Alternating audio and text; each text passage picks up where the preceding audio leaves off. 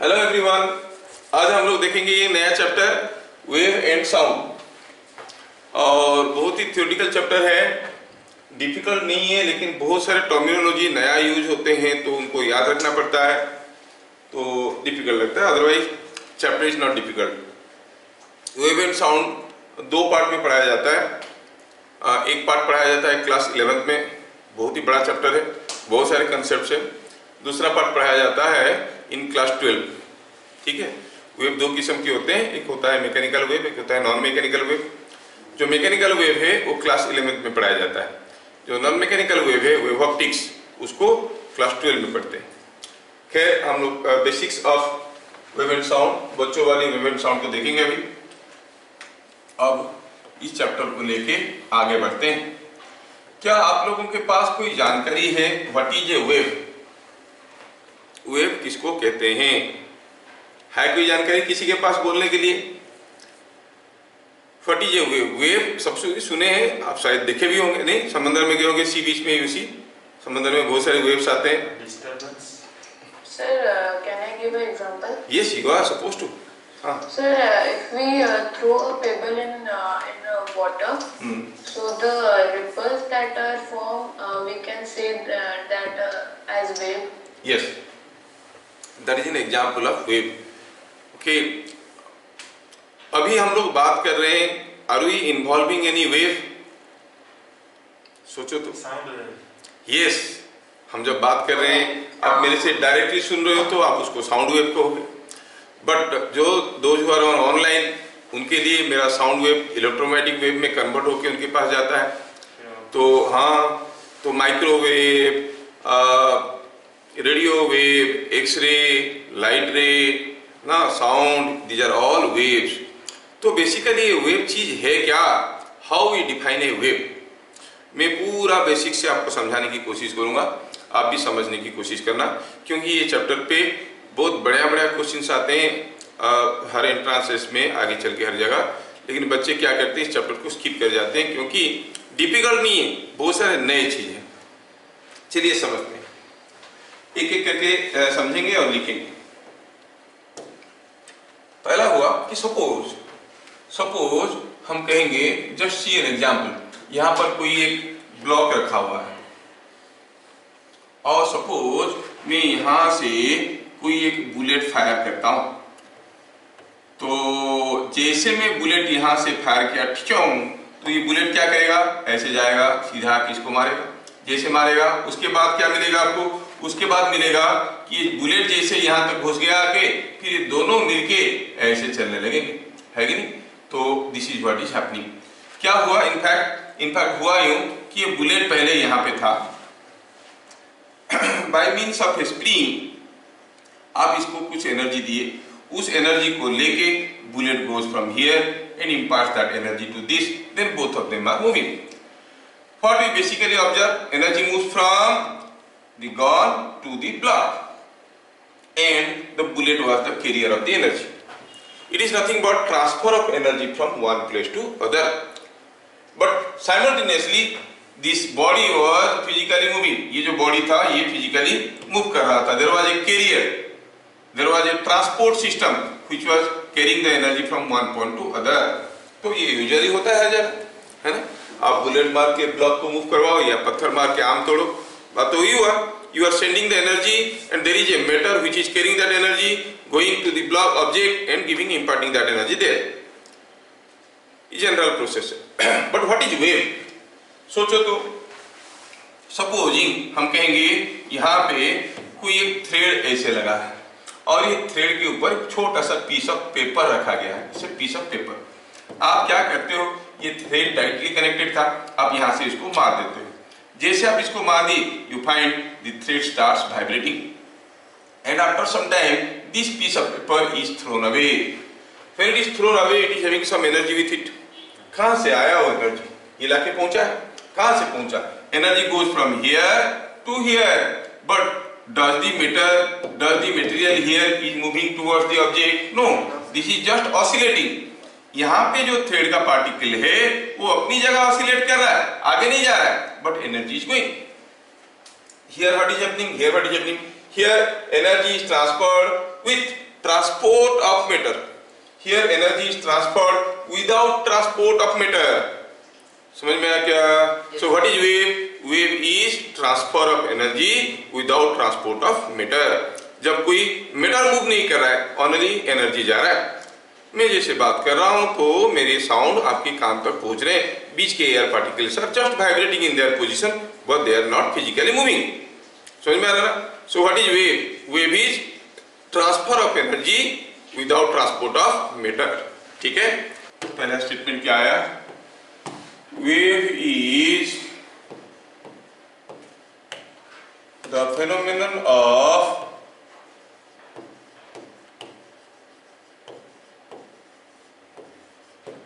transfer of energy, transfer of energy without transport of matter, transport of matter। ठीक है, matter move नहीं करेगा, energy move करेगा एक जगह से दूसरी जगह, तो हम कहेंगे it is transfer of energy without transport of matter. समझ में आया? अब how this energy is going? Look at this thread. जब ये थ्रेड का एक एंड को हम लोग मार लिए तो ये ऑसिलेट करने लगा। जैसे ये जगह पे हम मारे तो ये पॉइंट ऊपर चला गया और थ्रेड का हिस्सा ऐसा रह गया। फिर थ्रेड का लेंथ बढ़ गया है बिकॉज ऑफ इलास्टिक नेचर, ये नीचे वापस आएगा। ये जब नीचे वापस आएगा बगल वाले को फेंकेगा तो you will find A wave like this will continue in this. समझ में आ रहा है? तो क्या हो रहा है? The particles of the medium are vibrating. By vibrations of the particles of the medium the energy is propagating. मान लो कि यहाँ पे ढेर सारे लोग जो है क्यू में खड़े हैं, ठीक है ना? क्यू में खड़े हैं और क्या हो रहा है? इधर मान लो कुछ मिठाई मिल रहा है। अब पीछे जो आदमी खड़ा है इसको अगर कोई एक धक्का मारेगा तो ये इसको मारेगा, ये इसको मारेगा, ये इसको मारेगा, ये इसको और ये अगला वाला गिर जाएगा मिठाई के डिब्बे के ऊपर, है कि नहीं? तो ये गिर गया। क्यों गिर गया? कहां से गया एनर्जी? यहां से गया। फिर वो मुड़ के पीछे पूछता है कौन मारा, है कि नहीं? क्योंकि जानता है कि वेव इधर से आया है। क्या ये आदमी जाके इसको मारा? नहीं, ये तो इसको मारा, ये इसको मारा, ये इसको मारा, एनर्जी वाज ट्रांसफर्ड, है कि नहीं? कैसे हुआ? क्योंकि इसमें से हर कोई वाइब्रेट करने के लायक थे। मान लो इसमें से कोई एक आदमी एक लोहे की खंबे को बहुत जोर से पकड़ के खड़ा था। अब इसको धक्का मारोगे तो ये गिरेगा क्या? नहीं गिरेगा, क्योंकि this man can not vibrate. So how this wave propagates? It propagates by vibrations of the particles of the medium. ठीक है, ऐसा वेव को कहते हैं मैकेनिकल वेव। मैकेनिकल वेव किसको कहते हैं? That wave which needs a medium to propagate from one point to other। ठीक है, तो क्या लिखेंगे? वही लिखेंगे चीज को। The type of wave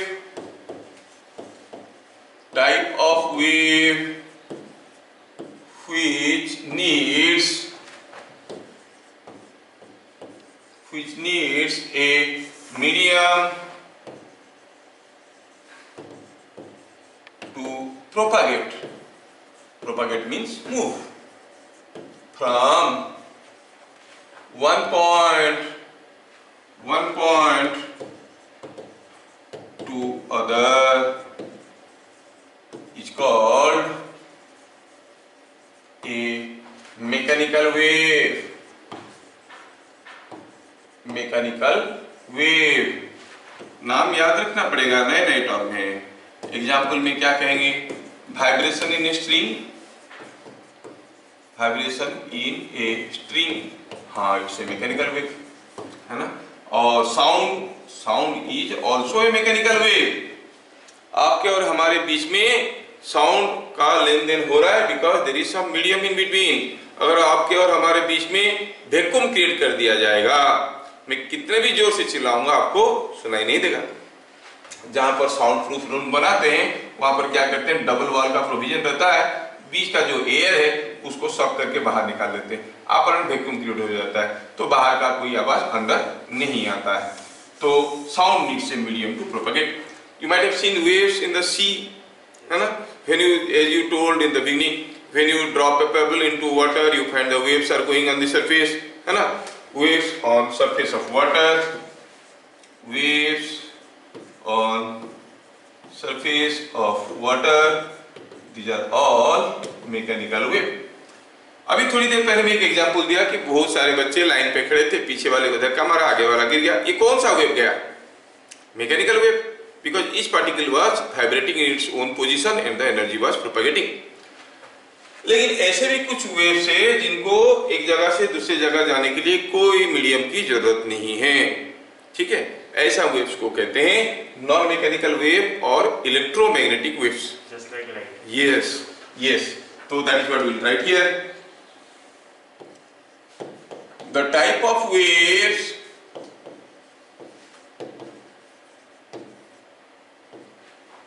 which does not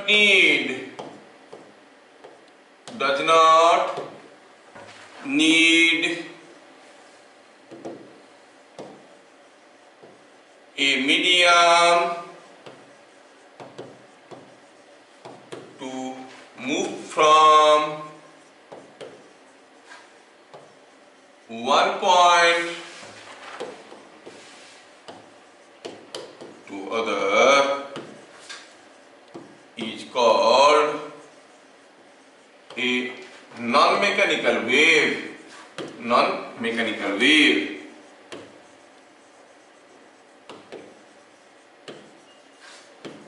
Or an electromagnetic wave. Electromagnetic wave. Example क्या है? जितने सारे आप जानते हो रेडियो वेव्स, आपका एफएम रेडियो जो आ रहा है सिग्नल आपके पास, that is electromagnetic waves, electro radio waves, the waves coming out of your remote controller. When you press the remote controller, a signal is going, that is infrared wave. So there are so many waves like this. आपके घर में microwave oven भी use करते हो, so you know microwave जो कि जिसका length होता है of the order of 10⁻⁻⁶ metre, तो इसको माइक्रोवेव कहते हैं. और आपका X ray, gamma ray, light रे, हाँ जो लाइट आप देख रहे हो, that light, the light you are using, that is also an electromagnetic wave. देखो सन पे इतने सारे एक्सप्लोजन्स हो रहे हैं, लेकिन उसके लाइट्स हमारे पास पहुंच रहे हैं, उसके एक्सप्लोजन की साउंड हमारे पास नहीं पहुंच रहे हैं. क्यों? Space is vacuum. ये स्पेस में कुछ नहीं है. साउंड को आने के लिए एक मीडियम की जरूरत है. Sound is not reaching us, but the light doesn't need a medium, it is able to come. नहीं तो सुबह सुबह सूरज उगने के साथ साथ गुड़ुम गड़म आवाज आता, हम लोग भी जग जाते, साउंड नहीं आ रहा. और दिन के 12 बजे तो सोचो कितने जोर से आवाज होता, लेकिन नहीं. साउंड अगर इलेक्ट्रोमैग्नेटिक वेव होता तो, fortunately sound is a mechanical wave, उसको कोई मीडियम की जरूरत है, लाइट को कोई मीडियम की जरूरत नहीं. तो बेसिकली हम लोग अभी तीन चीज देखे. एक हुआ transfer of energy from one point two other without transport of matter is called wave. That wave may need a medium to propagate, may not need a medium to propagate. When it needs a medium to propagate, it is called a mechanical wave. When it doesn't need any medium to propagate from one point to other, it is called a non-mechanical wave. थोड़ा सा चीज ही अभी हम लोग देखें, और पूरे के पूरे कोर्स में एक क्लास में हम लोग फोकस करेंगे किसके ऊपर? On mechanical waves. ठीक है, तो अब हमारा टॉपिक बदल गया. टॉपिक क्या हो गया? Mechanical wave.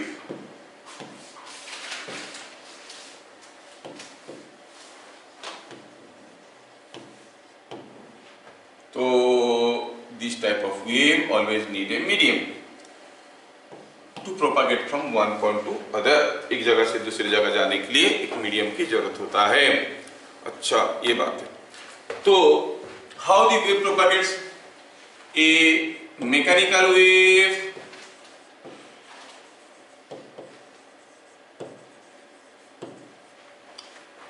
moves from one point to other. How? By vibrations of the particles of the medium. Vibrations of the particles of medium. with the particles retaining or remaining to their mean position, उनका जो position है उस position को छोड़ते नहीं, उसके इर्द गिर्द ऑसिलेट करते रहते हैं और वेव आगे निकलता रहता है। Particles retaining their mean position, the wave propagates. ठीक है, ये बात हो। So how the wave propagates? By vibrations of the particles of the medium, with particles retaining their mean position. Retaining their mean position मतलब जैसे जैसे अभी मैं बताया, ये आपका कोई थ्रेड है और आप ये पार्टिकल को धक्का मुक्का मार दिए, ये अपनी जगह ऑसिलेट करने लगा और आपको क्या दिखा ये कि वेव आगे जा रहा है, लेकिन हर पार्टिकल अपनी जगह ऑसिलेट कर रहा है। उनका mean position means equilibrium position, जहां पर वो रेस्ट में रह सकते हैं। मीन पोजीशन का मतलब हुआ इक्विलिब्रियम पोजीशन। अगर वेव नहीं होता तो कहां पर वो रेस्ट में रहते, जहां पर रेस्ट में रहते उसके इर्द गिर्द वो वाइब्रेशन करने लगेंगे और वेव आगे चलेगा, इधर कोई दूसरा पार्टिकल को एनर्जी पहुंचाएगा। समझ में आ रहा? तो देख लो लंबा सा definition. A mechanical wave moves from one point two other by vibration of the particles of the medium with the particles retaining their mean position. क्या ये बात सबको समझ में आया? तो ये सारी चीज हम समझ गए। अब जब वेव जा रहा है, कैसे जा रहा है? By vibrations of the particles of the medium. Here two cases arise. How the particles are vibrating? Just see the two cases. जैसे मैं पहला केस बताया कि सपोजिंग ये कोई स्ट्रिंग है और यहाँ पे कोई मैं वेव क्रिएट किया, डिस्टर्बेंस क्रिएट किया, wave is going like this. ये हुआ एक case, wave is going in this direction. अच्छा, दूसरे केस में क्या हुआ? दूसरे केस में क्या एग्जांपल दिया कि यहाँ पर मान लो कि ढेर सारे ऐसे स्टील बॉल्स को हम माउंट किए विथ सम, ये बॉल्स को हम कुछ माउंट किए कुछ स्टिक के ऊपर ऐसे करके। सोचो ऐसा करके रखे हैं। अभी अगर ये वाले बॉल को मैं कुछ एनर्जी देता हूं, ये अपना मीन पोजीशन में ऑसिलेट करने लगेगा, उस बहाने इसको ठोकेगा, फिर ये धीरे धीरे ये ऑसिलेट करने लगेगा, ये इसको ठोकेगा, ये इसको ठोकेगा, ये इसको ठोकेगा और कुछ समय के बाद आप देखोगे ये भी चलने लगा है। क्या जैसे आप इसको धक्का दोगे तुरंत ये चलने लगेगा? नहीं, कुछ समय के बाद it will take some time for the energy to go, है कि नहीं? अच्छा, आप लोग शायद वो भी गेम देखे होंगे, काफी जगह दिखाते हो, प्लेइंग कार्ड्स को ऐसे ऐसे ऐसे करके अरेंज करके रख देते हैं, एक को धक्का देते हैं, फिर गिरते जाता है फूल बन जाता है ना? यस, उसमें क्या होता है, एनर्जी एक जगह से दूसरी जगह ट्रांसफर होने के लिए टेक्स टाइम।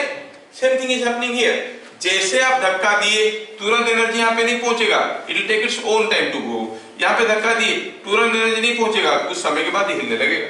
बट ये दोनों केस में एनर्जी तो ट्रांसफर हो रहा है without transport of matter, both of them are waves. But notice what is happening here, the wave was going in this direction, here also the wave was going in this direction, but in the first case the particles were vibrating like this, the second case the particles were vibrating like this, है कि नहीं? Here particles are vibrating in a direction perpendicular to the direction of propagation of wave, but here the particles are vibrating along the direction of propagation of wave. Accordingly you name the waves as two different waves. इसको कहते हैं transverse wave, इसको कहते हैं longitudinal wave. समझ में आया क्या? तो इतना तो हमें पता चल गया कि wave is moving by vibrations of the particles. If the particles of the medium are vibrating in a direction perpendicular to the direction of propagation of wave, the type of wave is called transverse wave. समझ में आया? तो वही चीज को हम लोग अभी लिखेंगे यहाँ पे, जहां पे समझने में तकलीफ होगा बोलना आप लोग। Okay, when the particles vibrate in a direction perpendicular to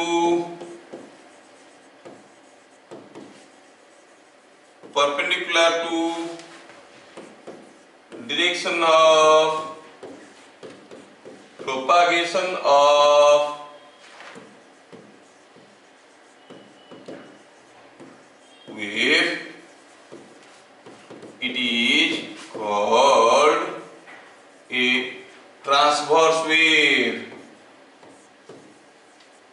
transverse.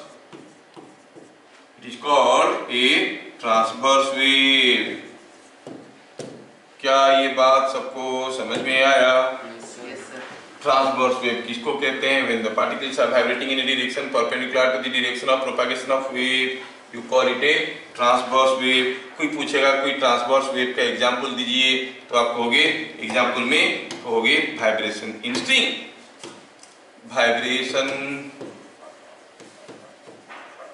In strings. अच्छा बताओ, when you drop a pebble, as you read the example, I am repeating it again and again. When you drop a pebble on water, the wave at the surface of water, you will call it a transverse wave or a longitudinal wave. Transverse wave. Wave yes. तो आप कहोगे waves on surface of water. Ripples are different. Waves on the surface of water are called transverse waves.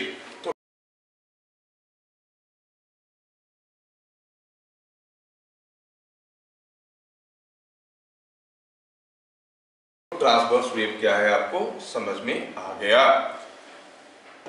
Point number 3, when particles of the medium vibrate,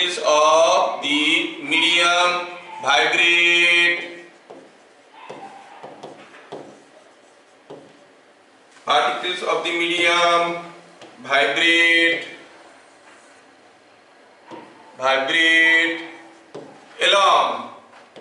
along direction of propagation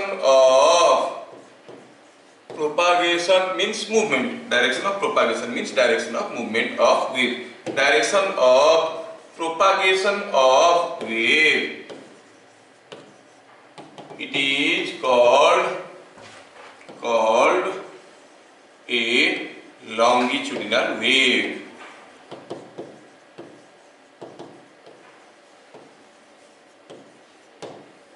ठीक है, it is a longitudinal wave. तो longitudinal wave किसको कहते हैं? जिसमें particles are vibrating along the direction of propagation of wave. Along the direction of propagation of wave जब ये vibrate करते हैं इसको हम कहते हैं longitudinal wave. ठीक है, एग्जाम्पल क्या है? एग्जाम्पल पे आप कहोगे साउंड वेव, ये लॉन्गिट्यूडनल वेव. जब हम बात करते हैं हमारे साउंड आपकी ईयर तक पहुंचता है, बीच के एयर कैसे वाइब्रेट करते हैं? The sound is moving from my mouth to your ear. In between the air particles are all vibrating like this along the line joining my mouth and your. ठीक है, वो छोटे छोटे क्वेश्चन पूछेंगे. When sound wave is a mechanical wave, it passes by vibrations of the particles of the medium. When a sound is going from a source to a listener, between them, what is the direction of oscillation of air particles? That is along the line joining the two. दोनों के बीच में, हमारे बीच में ऐसे ऐसे oscillation हो रहा है.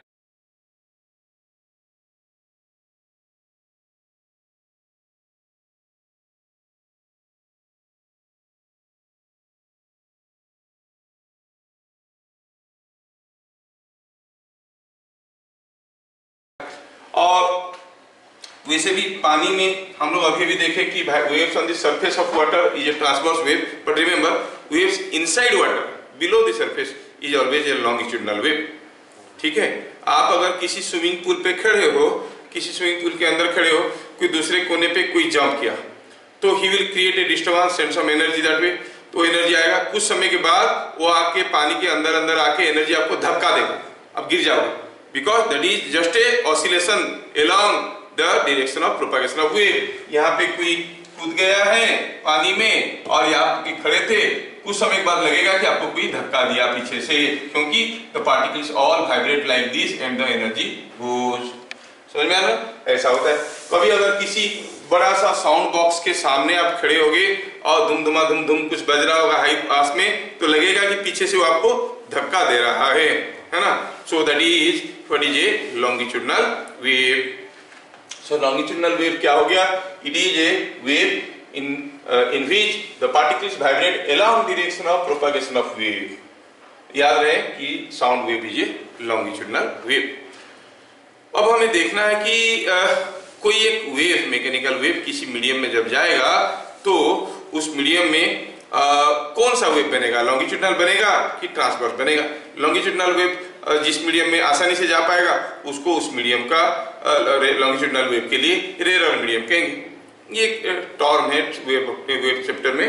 कोई वेव अगर किसी एक मीडियम में आसानी से जा पा रहा है उसको हम कहेंगे रेयर मीडियम, और जाने में उसको डिफिकल्टी हो रहा है तो हम उसको कहेंगे denser medium.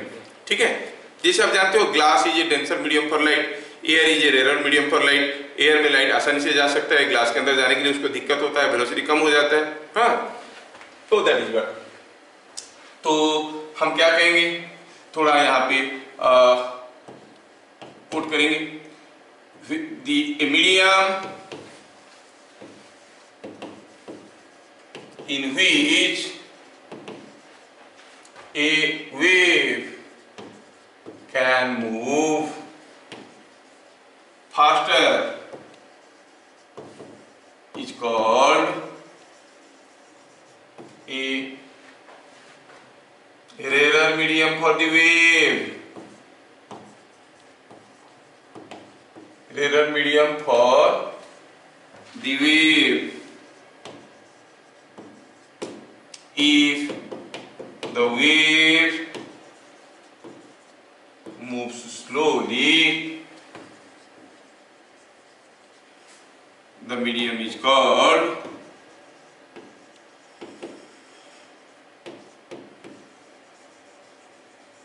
a denser medium.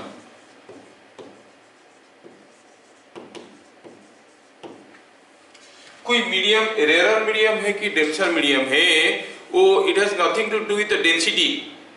Denser term आ रहा है तो सोच लो कि जिसका ज्यादा डेंसिटी होगा और डेंसर मीडियम जिसका कम डेंसिटी होगा, और रेयर मीडियम ऐसा नहीं है। पहले ये दोनों नया टर्म आया आपके सामने, हर जगह यूज होगा, पहले इसको समझ लो। Rare medium and denser medium का मतलब क्या है। ठीक है, और जैसे मैं आपको छोटा सा एग्जांपल देता हूं। सपोजिंग हम कहेंगे आप यहाँ पे खड़े हो, आपको दौड़ के यहाँ तक जाना है, इधर से भी एक रास्ता है और इधर से भी एक रास्ता है। ये रास्ता पूरा स्मूथ है, ये स्मूथ रास्ता है, इस पे ऑयल गिरा हुआ है, ये रफ है।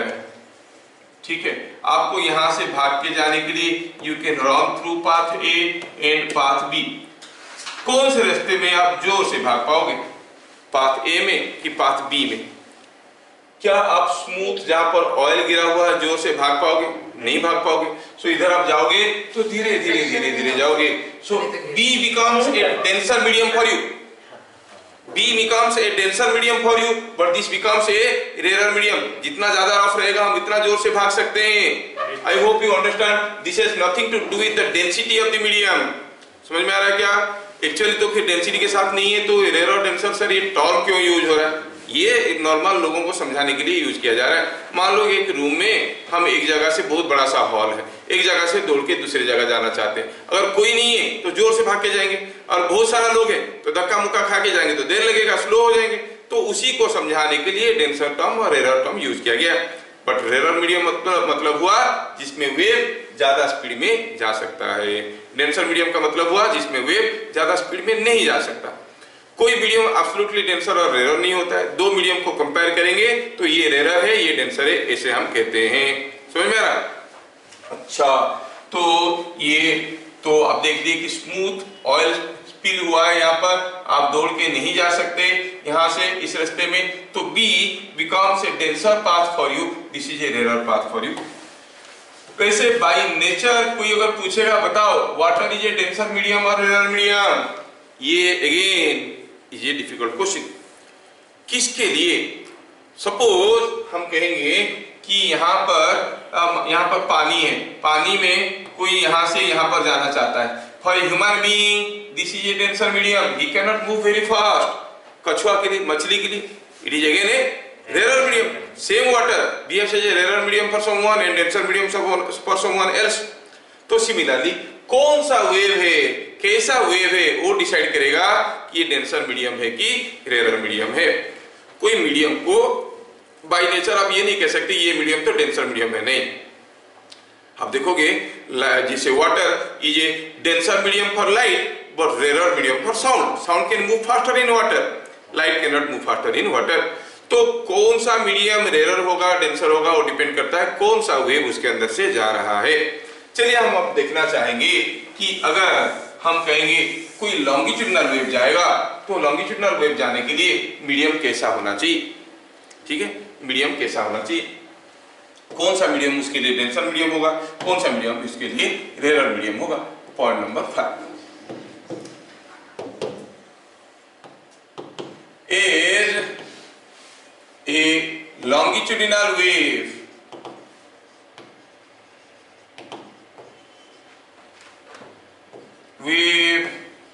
involves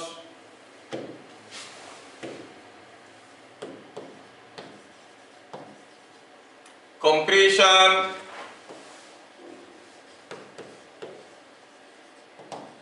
and rarefaction of medium.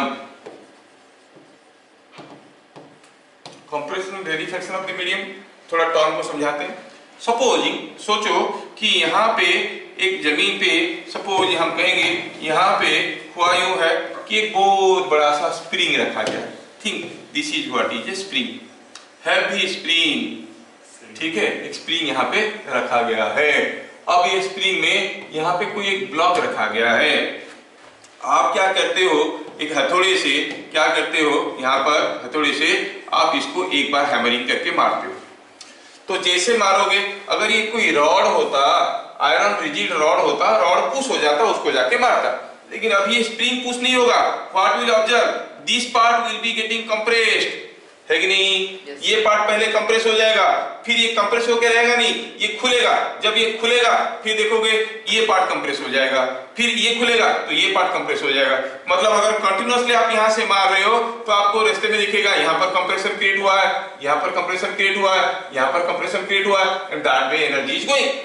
मतलब स्प्रिंग में ये वाला हिस्सा दबा हुआ मिलेगा, है ना? स्प्रिंग में ये वाला हिस्सा दबा हुआ मिलेगा, ये एक्सपेंडेड मिलेगा, ये दबा हुआ मिलेगा, ये एक्सपेंडेड मिलेगा, ये दबा हुआ, क्योंकि हर सेक्शन ऐसे ऐसे हो रहे हैं। किसी एक पर्टिकुलर समय में जहां पर ऐसे हुआ है वहां पर दबा हुआ मिलेगा, कंप्रेशन। जहां पर ऐसे हो गए वहां पर रेरिफैक्शन। तो अब इसको कहोगे कंप्रेशन, ये पार्ट हो गया कंप्रेशन और ये हो गया रेरिफाइड पार्ट। समझ में आ रहा ना? So the longitudinal wave is moving through compression and rarefaction of the medium. ऐसा कब हो सकता है? जब कोई मीडियम कंप्रेसिबल होगा तब। अगर मीडियम कंप्रेसिबल नहीं है, you can not transfer A longitudinal wave through. समझ में आ रहा है क्या? कोई मीडियम कंप्रेसिबल है, बहुत ही आसानी से आप लॉन्गिट्यूडनल वेव डाल सकते हो, है ना? जैसे जब मान लो आपकी रूफ की आरसीसी जो बना है वो कंप्रेसिबल है, वो रिजिड नहीं है। इसलिए तो इसने सीमेंट और गिट्टी और सैंड का सबका प्रोपोर्शन प्रॉपर्ली बना के देते हैं कि वो फ्लेक्सिबल है। आपका रूफ इज फ्लेक्सिबल। वहां पर कोई रूफ पे चलेगा तो वाइब्रेशन नीचे आ जाता है, हम सुन पाते हैं। कोई सी बीच में दौड़ेगा, उसका वाइब्रेशन आता है क्या? नहीं आता है, because sand is not compressible. समझ में आ रहा ना? तो अगर कोई मीडियम कंप्रेसिबल है तो वो लॉन्गिट्यूडनल वेव को लेके जा सकता है। कोई मीडियम कंप्रेसिबल नहीं है, अकड़ के बैठा है, तो इसमें कोई वाइब्रेशन नहीं जाएगा। मान लो कि एक लोहे का रेल पड़ा है, रेल पे आप हथौड़े से मारोगे, इधर कोई पकड़ के रखेगा, he will be able to sense the vibration। ठीक है?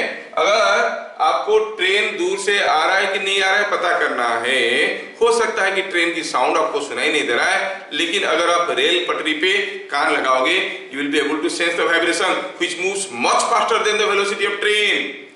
बहुत ज्यादा स्पीड में आता है।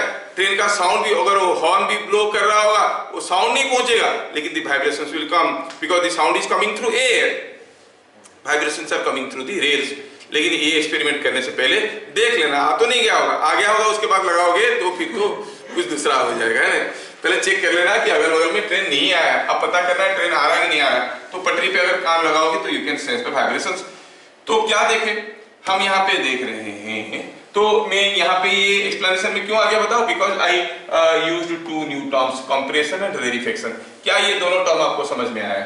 Yes. तो आप कहेंगे as a longitudinal wave involves compression and rarefaction of the medium, therefore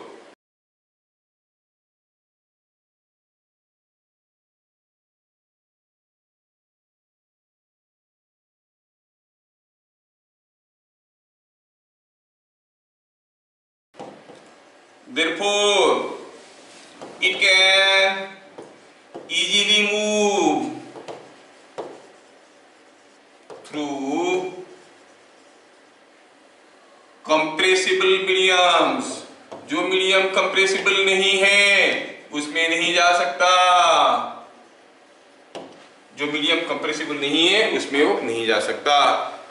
समझ में आ रहा है?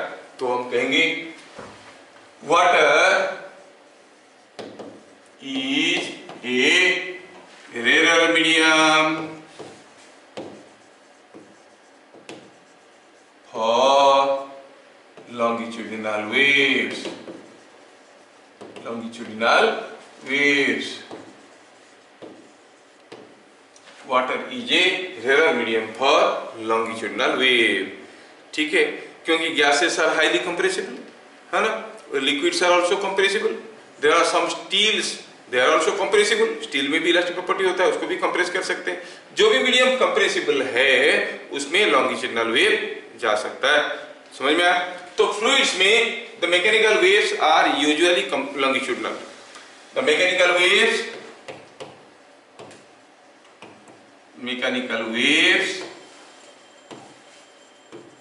in fluids are usually longitudinal in nature। देखो कितने सारे नए नए टर्म हम लोग यूज कर रहे हैं। लॉन्गिट्यूडिनल मतलब the particles will vibrate along the direction of propagation of wave। समझ में आया? अच्छा, पॉइंट नंबर 6। अब ट्रांसवर्स वेव किसमें आसानी से जा पाएगा उस मीडियम के बारे में देखेंगे। ट्रांसवर्स वेव हो क्या रहा है? देखो तो सोचो कि हम कहेंगे ये कोई एक स्ट्रिंग है, मैं क्या करता हूँ, ये स्ट्रिंग को यहाँ से धक्का मुक्का मारता हूँ और ये वेव ऐसे गया, जैसे मार दिया ये ऐसे गया, ऊपर गया तो ये थ्रेड थोड़ा ऐसे आया ऐसे करके हो गया। अब थ्रेड का पहले अपना लेंथ था, ये अपने धक्का मारने के कारण लेंथ थोड़ा ज्यादा हो गया। इलास्टिक प्रॉपर्टी किसको कहते हैं? इलास्टिक प्रॉपर्टी उसको कहते हैं जिसमें कोई पार्टिकल को कोई डिफॉर्मेशन दो और छोड़ दो तो फिर से ओरिजिनल शेप एंड साइज में वापस आ जाता है। कोई स्पॉन्ज है, आप इसको दबा दी छोड़ दिए तो फिर से अपना शेप में आ जाता है ना? तो जो टेंडेंसी है, जो प्रॉपर्टी है किसी बॉडी का to restore its original shape and size after any deformation, that property is called elastic property. ठीक है ना? तो जैसे आप ये वायर को खींचे और लंबा किए, ऐसे मारने के कारण लंबा हो गया, छोड़ दिए, ये फिर से वापस आने की कोशिश करेगा। जब ये वाला पार्टिकल आके वापस यहाँ पे पहुंचेगा, इतना दूर आते आते उसके पास कुछ वेलोसिटी रह जाएगा, उस वेलोसिटी के चलते तुरंत आके रुकेगा नहीं, नीचे जाएगा and it will start oscillating at this position. Likewise all this particles will vibrate and the wave will go. Suppose इसमें कोई इलास्टिक प्रॉपर्टी नहीं होता, सोचो कि ये कोई एक स्टील वायर है, हम मार दिए वाइब्रेट किया। मान लो कि एक एल्युमिनियम वायर है, आप इसको मार दिए, पता चला इसे टेढ़ा होकर रह गया, वो वापस नहीं आ रहा। It is not executing any elastic property. समझ में आ रहा है क्या? ऐसा कोई अलॉय का है जिसमें इलास्टिक प्रॉपर्टी नहीं आ रहा है, मार दिए तो इसे उठ के रह गया, वापस ही नहीं आ रहा। स्टील वायर है, मार दिया तो वाइब्रेट करने लगा, क्योंकि उसको वो इसे रह नहीं सकता, उसका इलास्टिक प्रॉपर्टी। तो जो मीडियम में इलास्टिक प्रॉपर्टी है उसमें ही पार्टिकल्स ऐसे वाइब्रेट कर सकते हैं। मतलब ट्रांसवर्स वेव को जाने के लिए मीडियम में इलास्टिक प्रॉपर्टी होने की जरूरत है। समझ में आया क्या? तो क्या लिखेंगे? ट्रांसवर्स वेव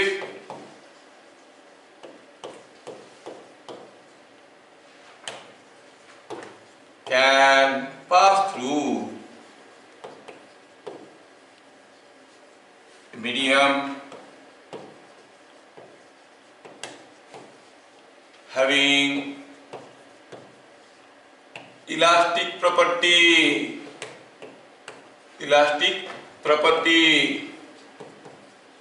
क्या है elastic property? The property to restore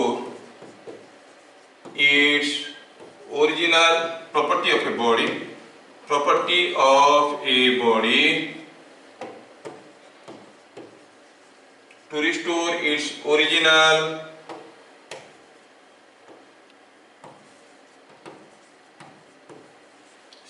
size.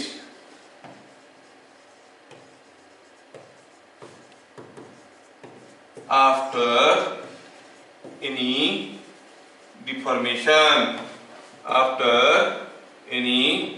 deformation, deform करके छोड़ो तो ये वापस आ जाएगा, तो उसको इलास्टिक प्रॉपर्टी कहते हैं।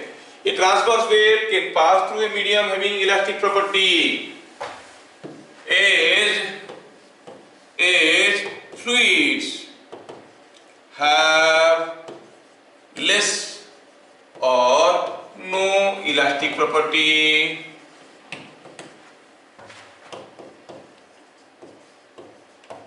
Therefore, fluids behave as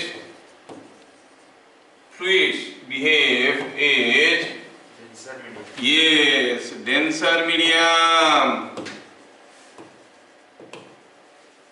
for transverse waves. क्या मेरी बात समझ में आ रहा है? Yes. फ्लूइड्स पे इलास्टिक प्रॉपर्टी नहीं है, कैसे पता चला? कोई गैस को अगर आप कंप्रेस करोगे, छोड़ दोगे तो एक्सपांड करके ओरिजिनल शेप में आएगा क्या? वो पूरा निकल जाएगा। या फिर एक्सपांड करोगे, छोड़ दोगे तो फिर से कंप्रेस हो जाएगा क्या? नहीं होगा। कोई लिक्विड को जैसे कंटेनर में रखते हो ऐसा शेप ले लेता है, उसका कोई अपना शेप नहीं है। It has no elastic property. Glass में रखोगे तो कोनिकल फ्रस्टम का शेप हो जाएगा, स्फीयर में रखोगे तो स्फेरिकल हो जाएगा, सिलेंडर में रखोगे तो सिलिंड्रिकल हो जाएगा। उसका कोई अपना शेप नहीं है। It has no elastic property to restore its original shape and size. इसीलिए लॉन्गिट्यूडिनल वेव जा तो सकता है इसके अंदर से, लेकिन transverse waves can not pass through fluids और they pass with very difficulty. बहुत ज्यादा डिफिकल्टी के साथ ये मूव करते हैं। क्या ये बात सबको समझ में आया? समझ में आ गया? तो transverse waves can not pass through fluids. हाँ बोलिए।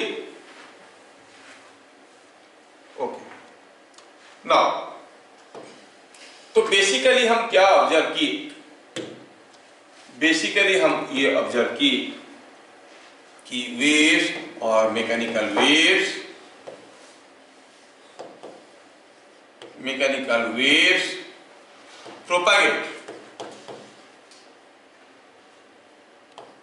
propagate by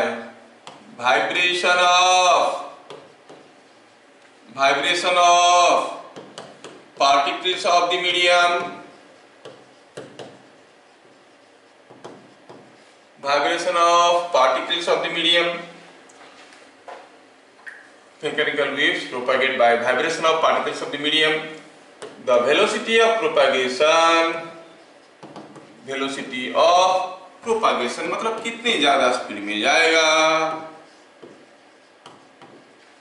depends on elasticity and density of the medium. Elasticity and density of medium.